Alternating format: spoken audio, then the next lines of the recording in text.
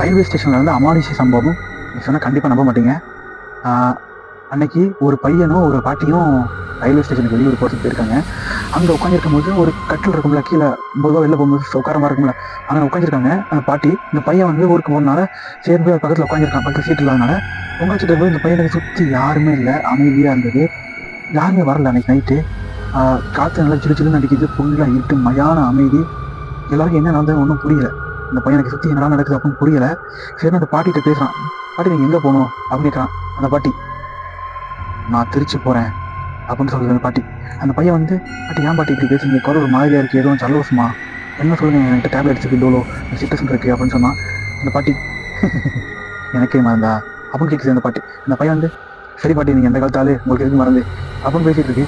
சரி அந்த பாட்டி, பாட்டி அவன் பேர் என்ன, எந்த ஒரு என்ன, யாருமே இல்லையே இந்த பிளாட்ஃபார்மில், என்ன ஆயிட்டு அப்படின்னு கேட்குறான். அந்த பாட்டி அமைதியாக உட்காந்துருக்கு, ஒன்றும் பேசலை.